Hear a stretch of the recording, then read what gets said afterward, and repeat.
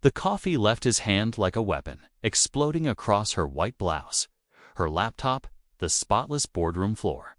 For a heartbeat, the office froze. Then came the soft chuckles, the turned faces, the way no one rushed to help the only black intern in the room.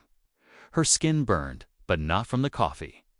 It burned from the certainty that this man believed she was too small, too replaceable, too black to matter.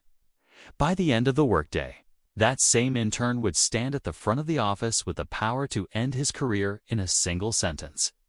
How did everything flip in just a few hours? Maya had fought for this internship like it was her one door into a different life. First in her family to reach law school, she had spent years studying how systems protected some people and crushed others. Norbridge and Hale was famous for glossy campaigns about diversity and zero tolerance. On paper, it was a model of inclusion. Inside, the picture was messier. What almost no one knew was that Maya had not been placed randomly. She was working with the company's legal and compliance team on a quiet culture audit, rotating through departments to see how people were really treated. Her badge said intern, but every observation mattered.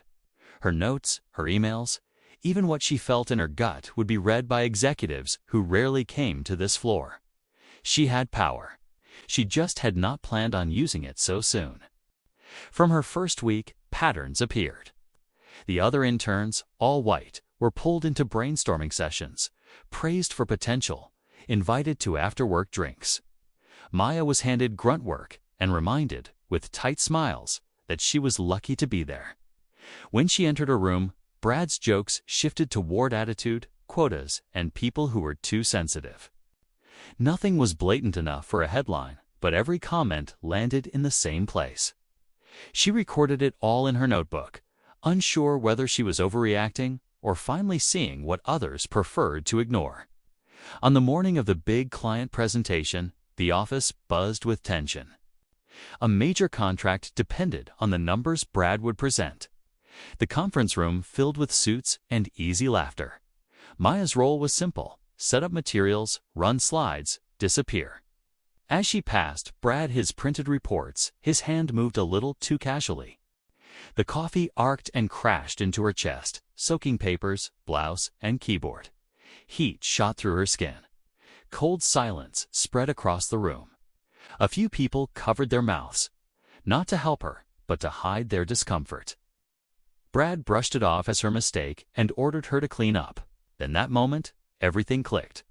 This was not just a difficult manager. This was the quiet, practiced racism the company insisted it had already solved, now captured in front of witnesses, cameras, and a legal intern who knew exactly how to respond. Maya stepped into a side office, hands still trembling, and opened a blank email to the head of compliance. She attached photos of her ruined clothes, time-stamped notes of Brad's behavior, and the names of colleagues who had already messaged that they had seen everything. The send button felt heavier than any exam she had ever taken. What she did not know was that leadership was already in the building, preparing for a surprise review of the very department Brad controlled. Her email landed as they sat around a polished table discussing risk and reputation.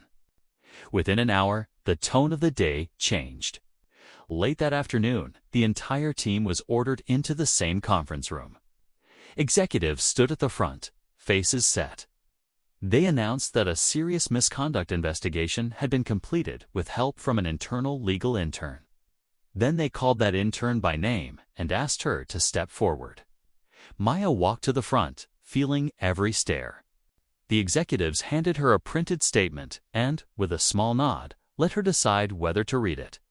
She lifted the page.